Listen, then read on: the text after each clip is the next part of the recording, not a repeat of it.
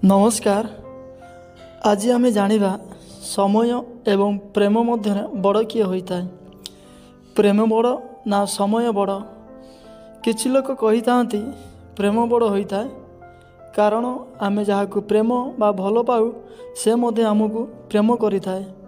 आमर तांको प्रति किछि भल कर्म एवं भल पाइबा देले से मध्य आम पाई किछि भल कर्म एवं भल पाइबा देई थांती। किंतु आउ किछि लोक कही थांती समय हेउछि बड़। समय भल थिले आमे सुखरे रही थाउ, आमे सुखरे थिले पर मध्य आपणार होइताए। किंतु प्रकृतर बड़ किए ताहा आज आमे जानिबा एही कहानी माध्यम रे। कहानीटी हेउछि एक द्वीपरे समस्त भावना एवं अनुभव बास करुथिले। सुख दुख ज्ञान प्रेम समय एवं अन्य समस्त दिने सेमानकु घोषणा करागला जे यही द्वीप बुड़ी जीव, तेणु समस्ते द्वीप छाड़ी अन्यत्र चली जा। एणु समस्ते द्वीप छाड़ी जीवा पाई निज निज पाई डंगा प्रस्तुत करी चलिले। केवल प्रेम व्यतीत प्रेम डंगा प्रस्तुत करिला ना। प्रेम शेष पर्यंत रहिबाकु चाहुथिला। जेतेबेले द्वीपटी प्राय बुड़ीबाकु लागिला, प्रेम साहाय्य मागिबाकु स्थिर कला। कारण समस्तक पाखरे तैयारी करिथिबा डंगा थिला, केवल प्रेम पाखरे डंगा नथिला। ठीक सेतिकी बेले धन एक डंगा नहीं जाउथिला। प्रेम धन को कहला, धन मते तुमे साथी रे नहीं जाओ। किंतु धन उत्तर देला, दुखित मु तुमको साथी रे नहीं पारिबी नाही, काहेकि ना मो डंगारे बहुत सुना एवं रूपा अछि, तुमको बसिबाकू जागा नहीं। यह कही धन तार डंगा नहीं चलीगला। परवर्ती समय रे अशांति आसुथिबारु देखि प्रेम मध्य अशांति को कहला, अशांति तुमे मते साथी रे नहीं जाओ।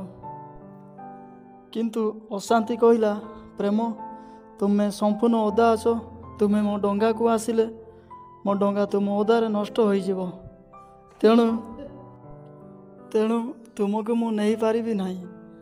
दुख को मध्य प्रेम अटकाई कहला, दुख मते तुमे तुम साथी रे नहीं जाओ।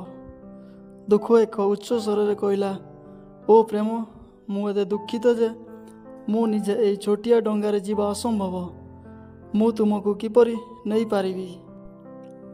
यह कही दुख मध्य ता रास्ता रे चलीगला। प्रेम देखिला सुख जाउची, प्रेम सुख को मध्य डाक मारिला। किंतु सुख एत सुखरे मस्कुल थिला जे प्रेमर डाक सुख को शुभिलानी, से मध्य चलीगला। प्रेम समस्तों पाखरु नाहीर उत्तर शुणी निराश हो पड़ा। किछि समय पर एक उच्च स्वर शुभिला, आस प्रेम आस, मु तुमको मो डंगारे नहीं जीवी। एही डाक प्राचीनर थिला। यह प्रेम पाई बहुत आनंदमय थिला एवं प्रेम खुशी मनरे से डंगारे चढ़ीगला। प्रेम एते खुशी थिला जे ताकू पचारिबाकू भूली जाइतला, तुमे किए एवं केउठाकू जाउछ। सेमाने किछि समय पर एक सुखिला जमी रे पहुँचिले। से डंगा प्रेम को छाड़ी चलीगला। प्रेम निजको हृदयंगम करी अन्य जन प्राचीन को पचारिले, मते किए साहाय्य करिले। ज्ञान उत्तर देला, यह समय थिला जे तुमको डंगारे आनी एठी छाड़ीगला। प्रेम भाविला समय किए, तापर जेपरी प्रेमर चेहरा पुलकित हो गला। ज्ञान हसिला एवं उत्तर देला, प्रेम जेते मूल्यवान होइथाउ ना काहेकि ताहा समय बिना असंभव हो जिवो। तेणु समय बिना समस्ते अदरकारी होई पड़ी थांती।